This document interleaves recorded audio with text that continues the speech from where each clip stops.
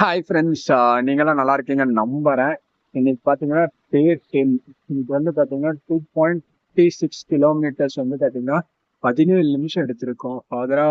ஒரு ரவுண்டு தான் அடிச்சு முடிச்சிருக்கோம். எப்பவுமே நம்ம டார்கெட் வந்து 3 கிலோமீட்டரா இருந்துச்சு. இன்னைக்கு வந்து பார்த்தீங்கன்னா ஒரு ஒரு ரவுண்ட் அடிச்சு முடிக்கிறதுக்கே 17 நிமிஷம் ஆயிருக்கு. எப்பவுமே 15 நிமிஷம், அந்த நிமிஷத்துக்குள்ளேயே முடிச்சிருவோம். 15 நிமிஷம் புள்ளி செகண்ட்ஸ்குள்ளேயே ஒரு ரவுண்ட. நேத்து வந்து பிரேக் எடுத்ததுனால பாத்தீங்கன்னா ரொம்ப டவுன் ஆயிட்டோம். இன்னைக்கு எப்படி சொல்றதுன்னா, ஓடி முடிச்சிருவோமா ஓடி முடிக்க மாட்டோமா நாக்கு தள்ளிருச்சு.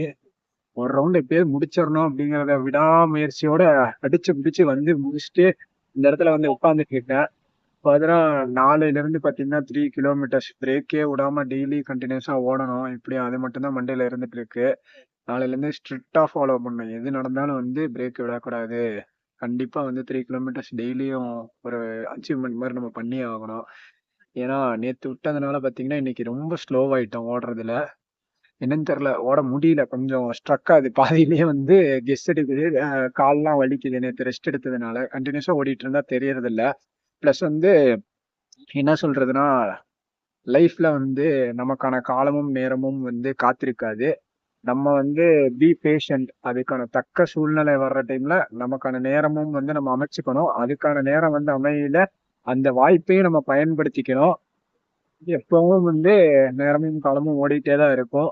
அதை மட்டுமே நம்ம மண்டையில வச்சுக்கிட்டு எங்கெங்க போகணுமோ, எந்தெந்த இடத்துக்கு போகணுமோ சொன்ன டைமுக்கு சொன்ன இடத்துல பஞ்சுவலா போயிருங்க. அந்த நேரமும் காலமும் போனா வராது. பதிலா நாளைக்கு எப்படியாவது வந்து 3 கிலோமீட்டர் ஓடியே ஆகணும் ஸ்ட்ரிக்டா. அதை கண்டிப்பா ஃபாலோ பண்ணணும். இதை பத்தின கருத்துக்களை வந்து கீழே கமெண்ட் பண்ணுங்க. எனக்கே வந்து இந்த மீச தாடி எல்லாம் ட்ரிம் பண்ணி முடியெல்லாம் வெட்டினதுக்கு அப்புறம் மனுஷன் மாதிரி தெரியுது. இதுக்கு முன்னாடி ஏதோ காட்டுவாசி மாதிரி தெரிஞ்சுட்டு இருந்தேன். இப்ப பார்த்தா என்ன பார்த்தா மனுஷன் மாதிரி தெரியுது. பார்த்தா எனக்கே ஒரு மாதிரி இருக்கு. என்ன சொல்றேன்னு தெரியல. பதிலா நாளைக்கு சந்திப்போம் ஃப்ரெண்ட்ஸ். Tata, by by.